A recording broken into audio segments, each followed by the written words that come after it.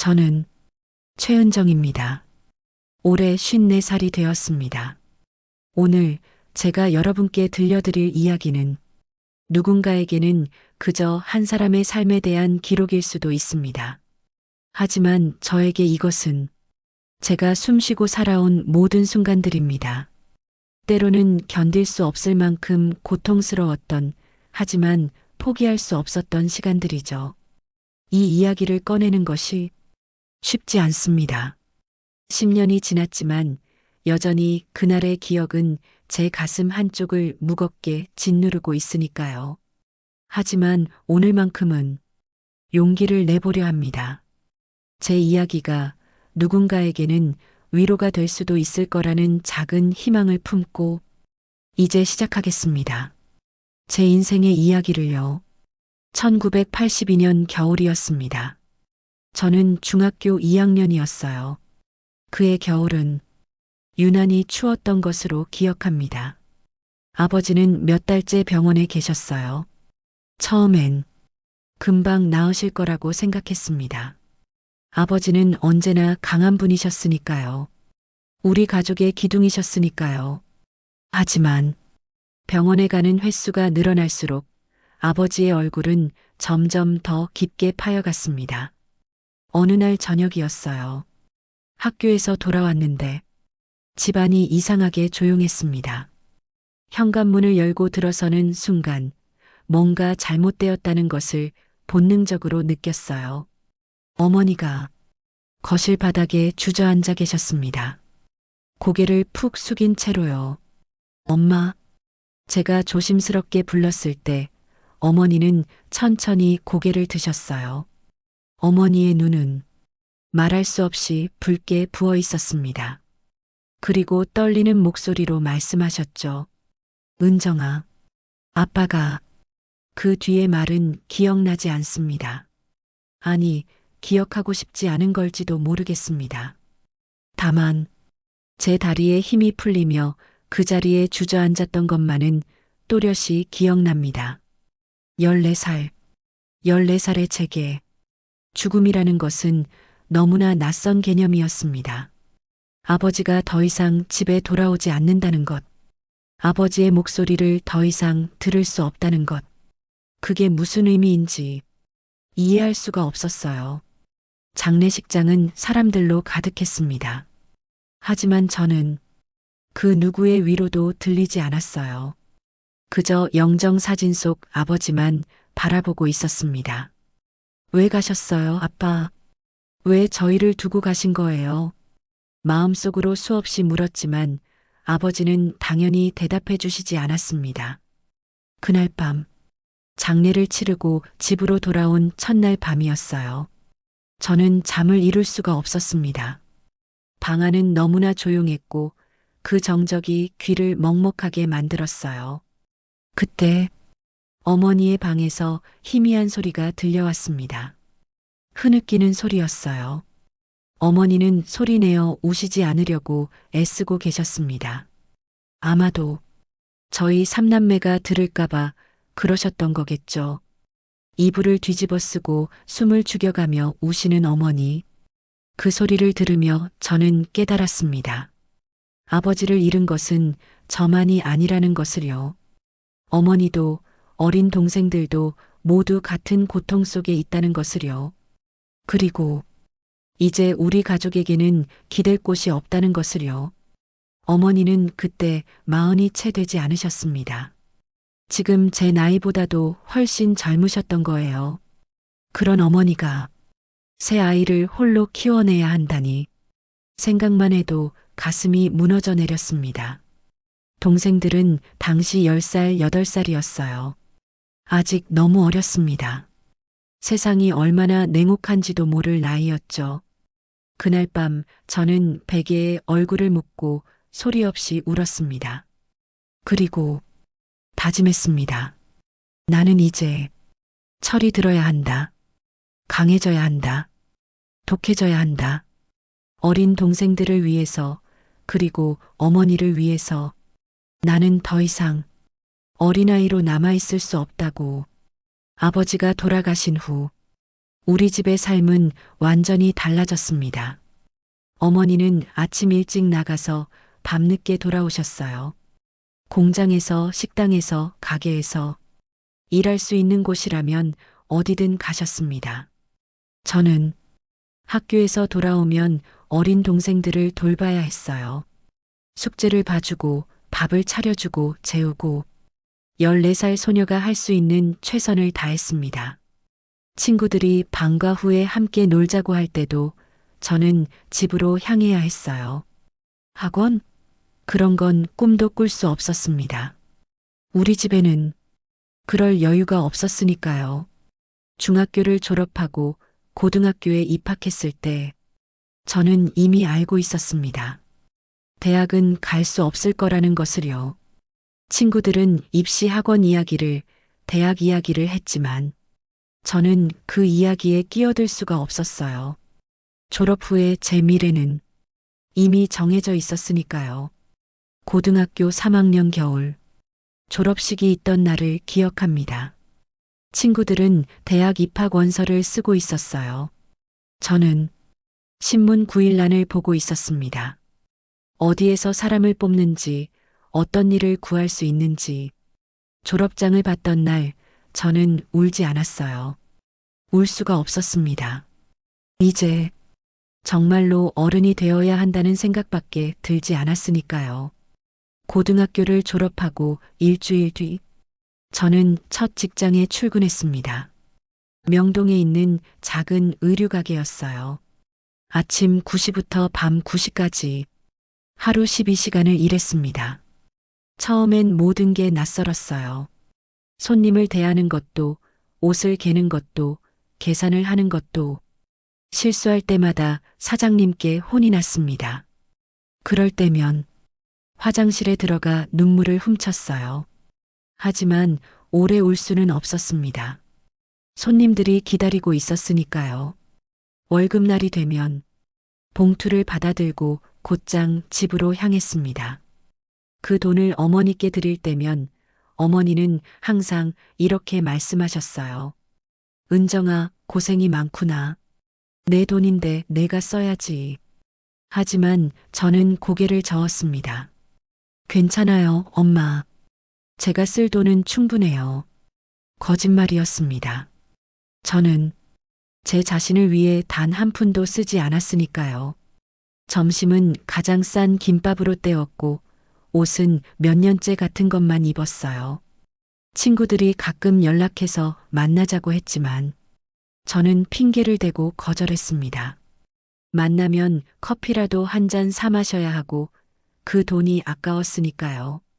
그렇게 몇 년이 흘렀습니다. 친구들은 하나둘 연락이 끊겼고 저는 점점 더 일에만 몰두했어요. 26살이 되던 해 저는 큰 결심을 했습니다. 제 가게를 차리기로요. 그동안 모은 돈과 어머니가 몰래 모아두셨던 돈을 합쳐서 이대 앞에 작은 옷가게를 열었습니다. 가게는 정말 작았어요. 평수로 따지면 10평도 채 안 되는 공간이었습니다. 하지만 저에게는 세상 무엇보다 소중한 공간이었어요.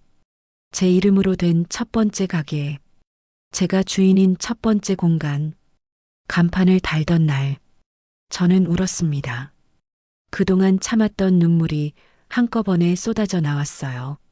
아버지, 제가 이렇게 컸어요. 제 가게를 차렸어요. 이제 조금은 어머니를 편하게 해드릴 수 있을 것 같아요. 마음속으로 아버지께 말씀드렸습니다. 가게를 운영하는 것은 쉽지 않았습니다. 새벽 오시면 일어나 동대문 시장으로 향했어요. 그날 팔 옷들을 사입하는 거죠. 무거운 짐을 들고 지하철을 타고 가게로 돌아오면 이미 온몸이 땀으로 젖어 있었습니다. 그래도 문을 열어야 했어요. 손님이 한 명이라도 더 올 수 있도록 일찍 문을 여는 게 중요했으니까요. 가게에 서 있는 시간은 하루 평균 14시간이었습니다. 점심시간도 따로 없었어요. 손님이 오면 그 자리에서 바로 응대해야 했으니까요. 김밥이나 샌드위치를 사다가 손님이 없을 때 후다닥 먹는 게 전부였습니다. 저녁에 문을 닫고 나면 정산을 하고 다음날 준비를 하고 집에 들어가면 보통 자정이 넘었어요. 씻고 잠들면 또 새벽. 그렇게 하루하루가 반복되었습니다. 하지만 가게는 잘 되었어요. 손님들이 하나둘 늘어났고 단골도 생겼습니다. 몇 년이 지나자 저는 제법 많은 돈을 벌게 되었어요.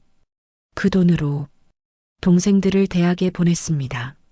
막내가 대학 합격증을 들고 왔을 때 저는 정말 기뻤어요. 이게 제가 원했던 거였습니다. 동생들이 저처럼 학업을 포기하지 않고 꿈을 이룰 수 있도록 어머니께는 처음으로 여행을 보내드렸습니다. 설악산 단풍 구경이었어요. 어머니가 여행에서 돌아오셔서 보여주신 사진들 속에서 어머니는 정말 오랜만에 환하게 웃고 계셨습니다. 그 사진을 보며 저는 생각했어요. 아, 이래서 내가 이렇게 일하는구나. 이 순간을 위해서. 하지만 이상했습니다. 성공했다고 할 수 있었어요.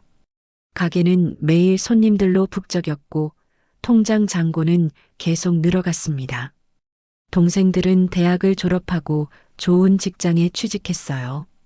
어머니도 이제는 일을 그만두시고 편히 쉬실 수 있게 되었죠. 객관적으로 보면 저는 제 역할을 해냈습니다. 그런데 왜 이렇게 가슴 한편이 텅 비어 있는 걸까요?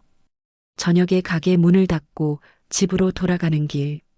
주변에는 연인들이 손을 잡고 걷고 있었고 가족들이 함께 웃으며 저녁을 먹고 있었어요. 그런 모습들을 볼 때마다 문득 이런 생각이 들었습니다. 나는 언제 저렇게 살 수 있을까? 누군가와 손을 잡고 걸어본 적이 있었나? 누군가 내 이름을 다정하게 불러준 적이 있었나? 나를 위해 무언가를 해준 사람이 있었나? 텅 빈 집에 들어가면 어둠만이 저를 맞이했습니다. 불을 켜고 혼자 밥을 먹고 텔레비전을 보다가 잠이 들고 그것이 제 일상의 전부였습니다. 어느 봄날이었습니다. 정확히 기억합니다. 4월 중순이었어요. 벚꽃이 한창 피어 있던 때였죠. 그날도 평소와 다를 바 없이 가게 문을 열고 손님을 기다리고 있었습니다. 오후 3시쯤이었을 거예요. 가게 문이 열리며 한 남자가 들어왔습니다. 처음엔 그저 평범한 손님 중 하나라고 생각했어요. 어서 오세요. 편하게 둘러보세요. 습관적으로 인사를 건넸죠. 그 사람은 가게 안을 천천히 둘러보더니 한참을 망설이다가 나갔어요. 아무것도 사지 않고요.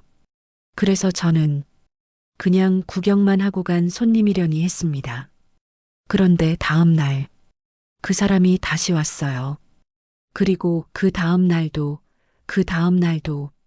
일주일 동안 매일 들렀습니다. 처음엔 아무것도 사지 않고 둘러보기만 하다가 어느 날은 티셔츠 한 장을 샀어요.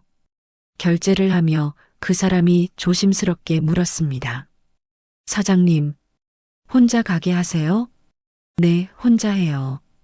힘드시겠어요. 아무렇지 않게 대답했지만 그 말이 왜인지 가슴에 남았습니다. 누군가 제게 힘들지 않냐고 물어본 게 얼마만이었을까요? 그 후로도 그 사람은 일주일에 서너 번씩 가게에 들렀어요. 가끔은 옷을 사기도 했지만 대부분은 그냥 잠깐 들러서 인사만 하고 가곤 했습니다. 한 달쯤 지났을까요? 어느 날 그 사람이 말했습니다. 사장님, 점심 식사는 하셨어요? 아, 네, 먹었어요. 거짓말이었습니다. 그날도 저는 아무것도 먹지 않고 있었거든요. 그 사람은 제 대답을 믿지 않는 표정이었어요. 근처에 맛있는 국밥집이 있는데 제가 한 그릇 사드리고 싶은데 안 될까요? 저는 당황했습니다. 손님과 밥을 먹는다는 게 이상하게 느껴졌고 무엇보다 낯선 남자와 단둘이 식사를 한다는 게 그동안 한 번도 해본 적 없는 일이었으니까요. 하지만 그 사람의 눈빛이 너무 진심이었어요. 저는 처음으로 고개를 끄덕였습니다. 그날 점심 식사 이후 우리는 가끔 함께 밥을 먹게 되었습니다. 그 사람의 이름은 제 마음속에만 담아두겠습니다. 그 사람은 전기기사였어요. 건물이나 아파트의 전기시설을 점검하고 수리하는 일을 했죠. 저보다 5살 어렸습니다. 40살. 결혼 경험은 없었고 혼자 자취를 하며 살고 있었어요.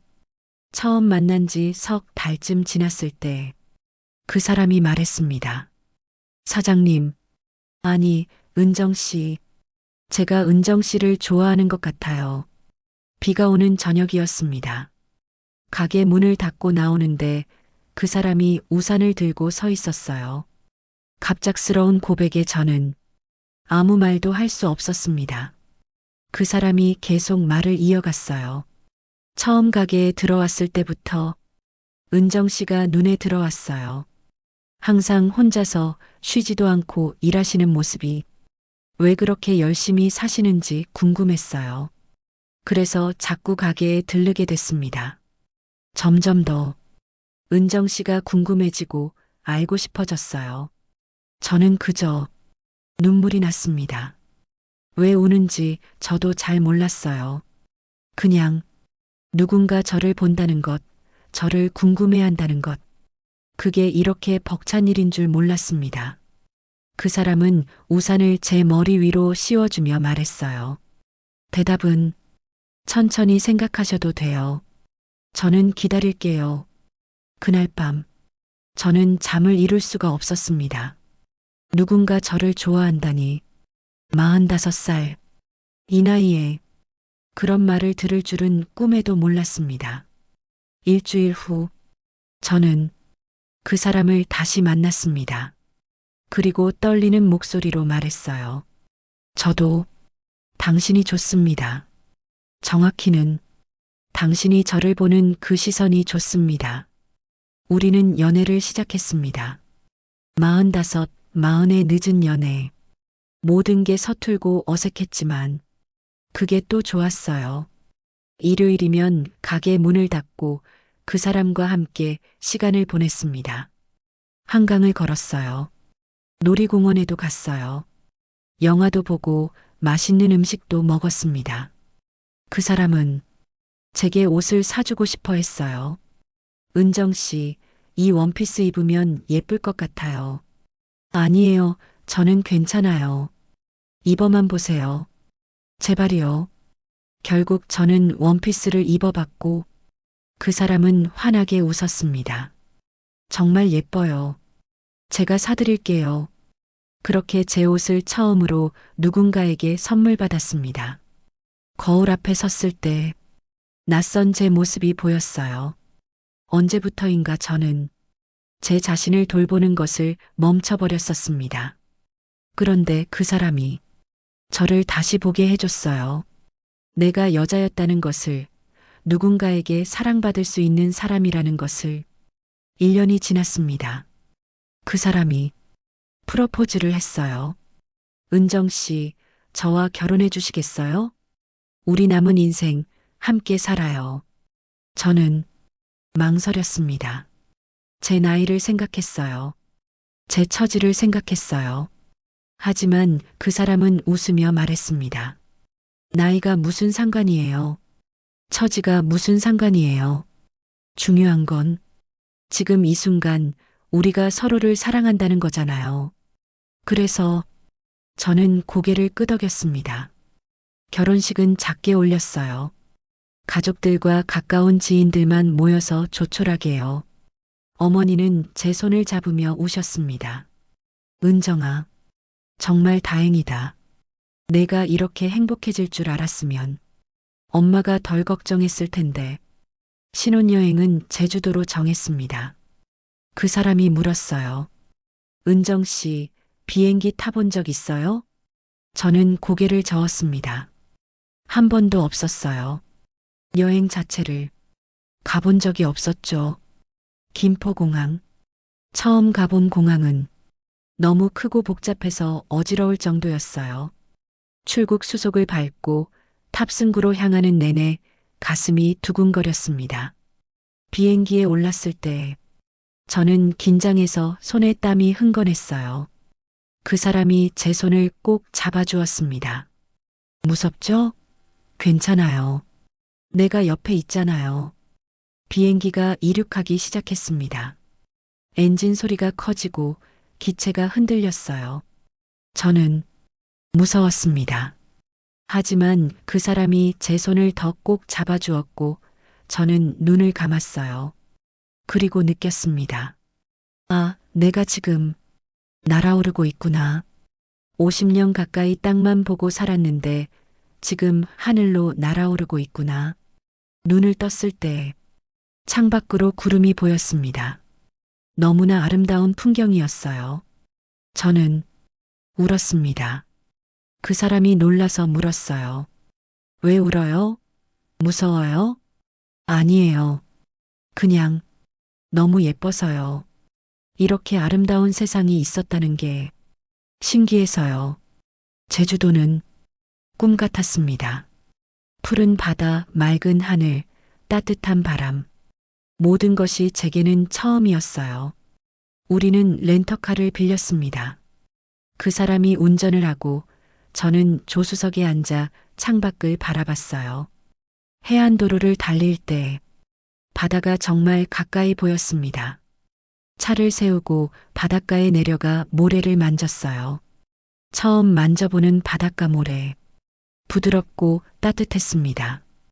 파도가 밀려왔다가 다시 나갈 때 발가락 사이로 모래가 빠져나가는 그 느낌. 저는 그게 너무 좋았어요. 그 사람이 웃으며 말했습니다. 은정 씨, 어린아이처럼 좋아하네요. 저도 모르게 웃음이 나왔어요. 그러게요. 제가 이렇게 좋아할 줄 몰랐어요. 우리는 제주도 곳곳을 다녔습니다. 한라산도 올랐고 성산 일출봉도 갔어요. 민속촌도 구경하고 맛있는 음식도 많이 먹었습니다. 흑돼지 구이, 갈치조림, 전복죽. 하나하나가 다 신기하고 맛있었어요. 그 사람은 제가 행복해하는 모습을 보며 계속 웃었습니다. 그렇게 웃는 모습을 보면 제가 더 행복했어요. 밤에는 숙소로 돌아와 발코니에 앉아 별을 봤습니다. 제주도의 밤하늘은 서울과 달랐어요. 별이 정말 많았습니다. 쏟아질 것처럼 많은 별들. 그 사람이 제 어깨에 머리를 기대며 말했어요. 은정 씨, 행복해요? 네, 너무 행복해요. 저도요. 은정 씨가 행복해하는 걸 보니까 저도 행복해요. 우리는 그렇게 별을 보며 앉아 있었습니다. 아무 말 없이 그저 함께 있는 것만으로도 충분했어요. 여행 마지막 날 밤이었습니다. 우리는 해변에 나갔어요. 아직 해가 지기 전이었고 석양이 바다를 붉게 물들이고 있었습니다. 그 사람이 돗자리를 폈어요. 근처 가게에서 회 한 접시와 소주를 사왔습니다. 모래사장에 앉아 우리는 소주잔을 부딪혔어요. 건배, 건배, 파도 소리가 들렸습니다. 석양이 점점 바닷속으로 내려가고 있었어요. 그 사람이 제 손을 잡았습니다. 그리고 말했어요. 여보, 우리 평생 이렇게 살아요. 여행 다니면서 둘이 행복하게, 늦게 만난 만큼 더 행복하게 살아요. 이제 은정 씨는 당신만을 위해 살아도 돼요. 가족 걱정은 이제 그만하고 우리 둘만 생각하면서 살아요. 약속해요. 저는 눈물이 났습니다. 평생 남을 위해 살았던 제가 이제는 저를 위해 살아도 된다니, 누군가와 함께 행복하게 살아도 된다니, 그게 이렇게 고마운 일인 줄 몰랐습니다. 네, 약속할게요. 우리 평생 이렇게 행복하게 살아요. 여행도 많이 다니고 맛있는 것도 많이 먹고 그렇게 살아요. 해가 완전히 지고 하늘은 어두워졌습니다. 별들이 하나둘 떠오르기 시작했어요. 우리는 그렇게 모래사장에 앉아 밤하늘을 바라봤습니다. 그날 밤의 제주는 영원히 제 마음속에 향기로 남아 있습니다. 따뜻했던 바람의 느낌, 파도 소리, 그 사람의 손의 온기, 모든 것이 완벽했습니다. 그때는 정말 몰랐어요. 이것이 우리가 함께 꿈꿀 수 있는 마지막 미래일 줄은, 이 약속이 지켜질 수 없는 약속이 될 줄은. 제주도 여행에서 돌아온 지 3개월쯤 지났을 때였습니다. 결혼한 지는 채 1년도 되지 않았을 때였어요. 그날은 토요일이었습니다. 여느 토요일처럼 평범한 날이었어요. 금요일 밤 남편은 말했습니다. 여보, 내일 아침 일찍 병원 가야 돼. 목 디스크 시술 받기로 했어. 남편은 오랫동안 목 디스크로 고생하고 있었습니다. 전기기사라는 직업 특성상 목을 많이 쓰는 일이었거든요. 고개를 들고 전선을 연결하고 천장의 배선을 점검하고 그러다 보니 목에 무리가 많이 갔던 거죠. 자주 치료받으러 다니던 동네 정형외과가 있었어요. 거기 원장님이 유명하다고 했습니다. 주변에서도 많이 추천하는 곳이었고요. 남편은 그날 간단한 시술을 받기로 했던 겁니다. 레이저 시술이라고 했어요. 금방 끝난다고, 당일치기로 다녀올 수 있다고. 그래서 저도 별로 걱정하지 않았습니다. 조심해서 다녀와. 나는 좀 더 잘게. 응, 푹 쉬어. 금방 다녀올게. 그게 남편과 나눈 마지막 평범한 대화였습니다. 토요일 아침, 저는 모처럼 늦잠을 자고 있었어요. 평일에는 가게 때문에 일찍 일어나야 했지만 주말만큼은 조금 더 잘 수 있었죠. 남편이 옷을 입는 소리, 현관문이 열리고 닫히는 소리가 희미하게 들렸습니다. 하지만 저는 다시 잠에 빠져들었어요. 편안했습니다. 남편도 곁에 있고 오늘은 쉬는 날이고 모든 게 평화로웠어요. 그때는 몰랐습니다. 이 평화가 곧 산산이 부서질 거라는 것을. 얼마나 잤을까요?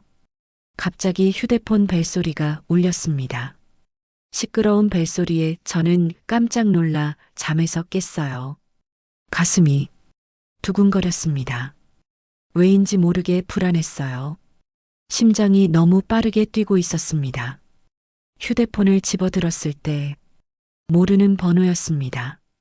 잠시 망설였어요. 받을까 말까? 하지만 손이 먼저 움직였습니다. 여보세요? 목소리가 떨리고 있었어요. 환자 보호자시죠? 낯선 남자 목소리였습니다. 급하고 다급했어요. 지금 빨리 병원으로 오셔야 합니다. 예, 무슨, 환자분 최 씨 보호자 맞으시죠? 지금 상황이 좋지 않습니다.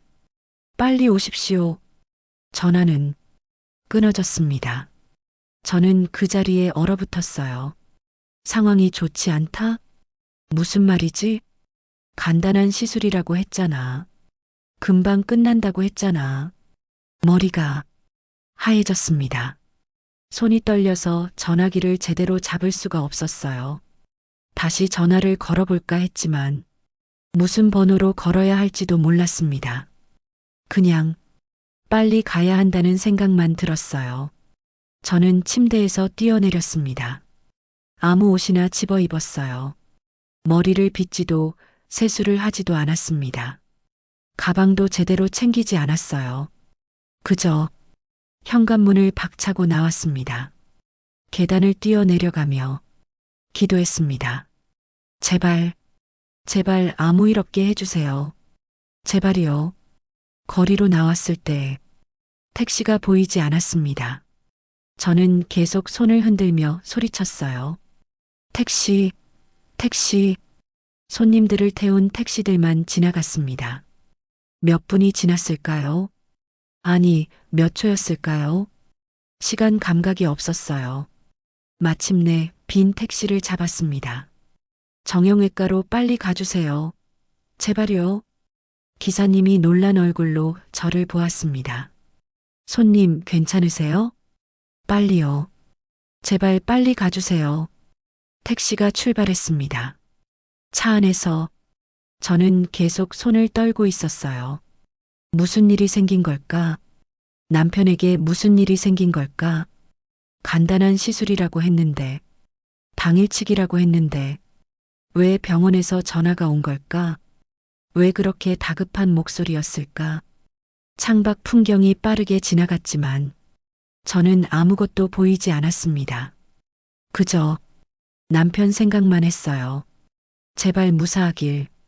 제발 아무 일 없길. 택시가 병원 앞에 도착했습니다. 저는 돈을 던지듯 주고 뛰어내렸어요. 거스름 돈도 받지 않았습니다. 병원으로 뛰어들어갔어요. 병원 안은 혼란스러웠습니다. 의사들이 뛰어다니고 간호사들이 급하게 움직이고 제 남편 어디 있어요? 저는 소리쳤습니다. 간호사 한 명이 저를 봤어요. 보호자세요? 이쪽으로 오세요. 간호사를 따라 복도를 뛰었습니다. 형광등 불빛이 빠르게 지나갔어요. 소독약 냄새가 코를 찔렀습니다.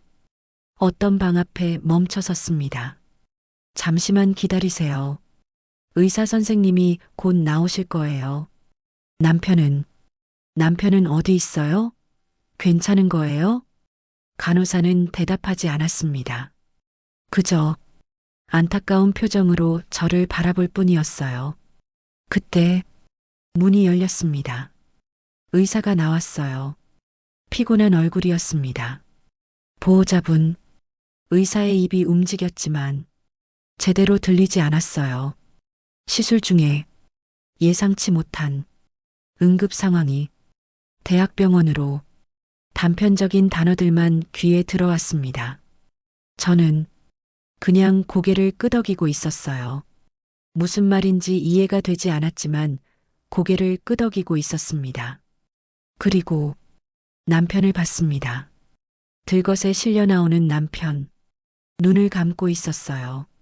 얼굴이 창백했습니다. 여보, 저는 남편에게 달려갔습니다. 하지만 누군가 저를 붙잡았어요. 지금 응급 이송 중입니다. 보호자분도 함께 가셔야 해요.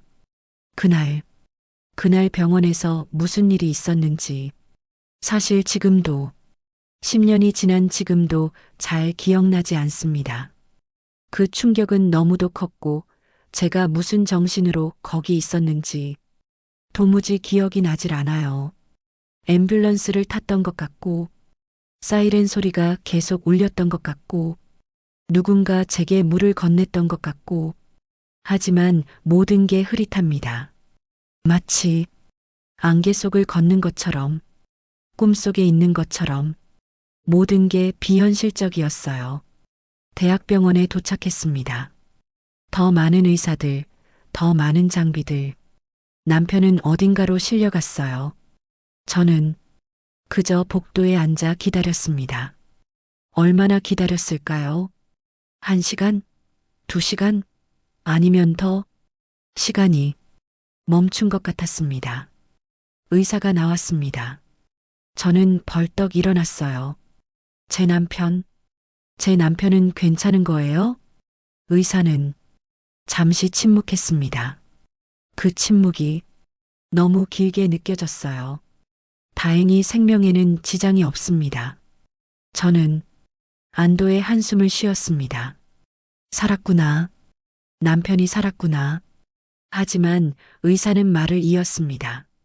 하지만 시술 중 신경 손상이 발생했습니다. 현재 환자분은 하반신 마비 상태입니다. 하반신 마비? 그 단어가 무슨 뜻인지 몰랐습니다. 아니, 알고 싶지 않았어요. 허리 아래로 감각이 없는 상태입니다. 회복 가능성은 현재로서는 말씀드리기 어렵습니다. 세상이 무너지는 소리가 들렸습니다. 저는 그 자리에 주저앉았습니다. 다리에 힘이 풀렸어요. 숨을 쉴 수가 없었습니다. 하반신 마비, 두 발로 걷지 못한다는 것, 제주도에서 함께 꿈꿨던 그 미래들, 여행을 다니고 함께 걷고 행복하게 살자던 그 약속들, 모든 것이 한순간에 무너져 내렸습니다. 나중에 남편에게 들었습니다. 시술이 끝나고 갑자기 숨이 막혔다고, 숨을 쉴 수가 없어서 죽는 줄 알았다고, 그 순간 오직 저만 생각났다고, 나를 다시 보지 못하는 건 아닐까? 그 생각에 너무 무서웠다고, 그리고 눈을 떴을 때 살았다는 안도감이 들었지만 곧 허리 아래가 아무 느낌이 없다는 걸 알았다고 했습니다. 발가락을 움직여 보려 했지만 꿈쩍도 하지 않았다고, 다리를 움직여 보려 했지만 감각조차 없었다고, 그때 알았다고 했어요. 모든 게 끝났다는 것을. 남편이 깨어난 후 일주일 동안 남편은 아무 말도 하지 않았습니다. 천장만 바라보고 있었어요. 저는 남편 곁에 앉아 손을 잡고 있었습니다. 뭐라고 말해야 할지 몰랐어요. 괜찮아질 거야? 그건 거짓말 같았습니다. 힘내. 그건 너무 잔인하게 들렸어요. 그저 남편의 손을 잡고 함께 있어줄 수밖에 없었습니다. 어느 날 밤이었습니다. 남편이 처음으로 입을 열었어요. 여보, 네, 나 이렇게 사느니 차라리 죽는 게 낫겠어. 그 말을 듣는 순간 제 심장이 멈추는 것 같았습니다. 그런 말 하지 마요. 진심이야. 이렇게 누워서 아무것도 할 수 없는데, 당신한테 짐만 되는데, 차라리 그때 그냥 죽었으면 좋았을 것을. 저는 남편을 끌어안았습니다. 그리고 함께 울었어요. 소리내어 한참을 울었습니다. 뭐라고 위로해야 할지 몰랐어요. 어떤 말도 남편의 고통을 덜어줄 수 없을 것 같았으니까요. 그냥 함께 울 수밖에 없었습니다. 밤마다 남편은 같은 말을 반복했습니다. 죽고 싶다고, 이렇게 사는 게 너무 힘들다고. 저는 그때마다 남편의 손을 잡았어요. 그리고 말했습니다. 나는 당신이 필요해요. 당신이 없으면 나도 살 수 없어요. 제발 포기하지 마요. 우리 함께 이겨내요. 어머니께 전화를 드려야 했습니다. 그게 가장 힘든 일이었어요. 전화기를 들고 한참을 망설였습니다. 어떻게 말씀드려야 하지? 어떻게 설명해야 하지?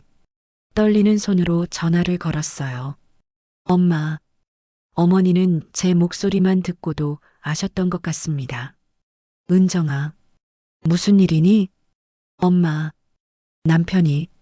그 뒤로는 말이 나오지 않았어요. 그냥 울었습니다. 전화기 너머로 어머니도 우시는 소리가 들렸어요. 다음 날 어머니가 병원에 오셨습니다. 어머니는 병실 문 앞에서 한참을 서 계셨어요. 들어가지 못하시고 그냥 문만 바라보고 계셨습니다. 제가 다가가자 어머니가 저를 끌어안으셨어요. 그리고 우셨습니다. 은정아, 우리 은정이 평생 고생만 하더니 이제 행복할 줄 알았는데. 어머니는 제게 말씀하셨습니다. 은정아, 남편을 가족들에게 보내고 집으로 돌아오렴. 결혼한 지 1년도 안 됐잖니. 내가 어떻게 이걸 감당하니. 하지만 저는 고개를 저었습니다. 안 돼요, 엄마. 나는 남편 곁을 떠날 수 없어요. 평생 함께하기로 약속했어요. 어머니는 더 이상 말씀하시지 못했습니다. 그저 저를 안고 함께 우셨어요. 시간이 흘렀습니다. 우리는 의료사고로 법적 분쟁을 시작했습니다. 변호사를 선임하고 소송을 제기했어요. 간단한 시술이라고 했습니다. 위험하지 않다고 했어요. 하지만 결과는 한 사람의 인생을 송두리째 바꿔놓았습니다. 누군가는 책임져야 한다고 생각했어요. 7년, 7년 동안 싸웠습니다. 법정에 섰고 서류를 준비했고 증인들을 찾았어요. 하지만 너무 지쳤습니다. 병원 측은 터무니없이 적은 금액을 제시했어요. 한 사람의 하반신, 한 사람이 두 발로 걷는 것, 평생 꿈꿨던 미래들, 그 모든 것이 이렇게 적은 돈으로 환산되는 건가요? 화가 났습니다. 분노했습니다. 하지만 7년은 너무 긴 시간이었어요. 남편도 지쳐 있었고 저도 지쳐 있었습니다. 더 이상 싸울 힘이 남아있지 않았어요. 결국 우리는 그 합의금을 받아들였습니다. 정의롭지 못한 결말이었습니다. 하지만 어쩔 수 없었어요. 더 이상은 견딜 수가 없었으니까요. 병원 생활을 5년 정도 했습니다. 재활 치료를 받고 생활하는 법을 배웠어요. 그리고 지금은 집에서 남편과 둘이 지냅니다. 제 하루는 남편의 대소변을 받아내는 것으로 시작됩니다. 남편은 스스로 화장실에 갈 수 없거든요. 식사를 준비합니다. 남편이 먹기 편한 음식들로요. 남편의 운동 시간이 정해져 있습니다. 휠체어에서 침대로, 침대에서 휠체어로 옮기는 것을 도와줍니다. 상체 운동을 할 때 옆에서 지켜봅니다. 온종일 저는 남편의 손과 발이 되어줍니다. 가게는 정리했습니다. 더 이상 운영할 수 없었어요. 남편 곁을 떠날 수가 없었으니까요. 그렇게 20년 넘게 일궈온 가게를 닫았습니다. 제주도에서 꿈꿨던 여행은 더 이상 할 수 없게 되었습니다. 남편이 휠체어로는 갈 수 없는 곳들이 너무 많았어요. 비행기를 타는 것도 배를 타는 것도 쉽지 않았습니다. 그렇게 우리의 꿈은 접어야 했어요. 하지만 가끔 집 근처 공원에는 갑니다. 남편의 휠체어를 밀고 천천히 산책을 해요. 남편이 말합니다. 여보, 미안해. 당신 인생을 다 빼앗아 버렸네. 저는 고개를 젓습니다. 아니에요. 당신은 제 인생을 빼앗은 게 아니에요. 당신이 제 인생이에요. 우리는 그렇게 함께 있습니다. 10년이 흘렀습니다. 그날의 토요일로부터 10년이라는 시간이 지났어요. 그날의 충격은 여전히 제 안에 남아 있습니다. 가끔 꿈을 꿉니다. 남편이 두 발로 걸어서 집을 나서는 꿈. 제주도 바닷가 모래사장에서 우리가 함께 웃고 있는 꿈.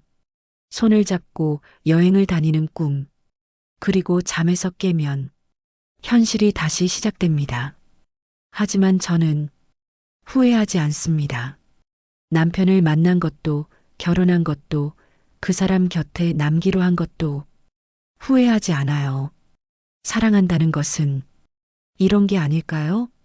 행복할 때만 함께하는 게 아니라 고통스러울 때도 함께하는 것. 웃을 때만 곁에 있는 게 아니라 울 때도 손을 잡아주는 것. 저는 오늘도 남편 곁에 있습니다. 내일도 모레도 그 다음 날도 평생을 함께하기로 약속했으니까요. 제주도 그날 밤 모래사장에서 했던 약속. 여행을 함께 다니지는 못하지만 우리는 여전히 함께 있습니다. 행복의 모습이 우리가 꿈꿨던 것과는 다르지만 그래도 우리는 함께입니다. 이것이 저 54살 최은정의 이야기입니다. 한 사람의 인생이 한순간에 어떻게 바뀔 수 있는지, 그럼에도 불구하고 사람은 어떻게 살아가는지, 사랑이란 어떤 것인지, 제 이야기가 누군가에게 작은 위로가 되기를 바랍니다. 힘든 시간을 견디고 있는 누군가에게 조금이나마 힘이 되기를, 그리고 당연한 일상이 얼마나 소중한 것인지 사랑하는 사람과 함께 걷는다는 것이 얼마나 감사한 일인지 잊지 않으셨으면 좋겠습니다. 오늘도 저는 살아갑니다. 남편과 함께 감사합니다. 제 이야기를 들어주셔서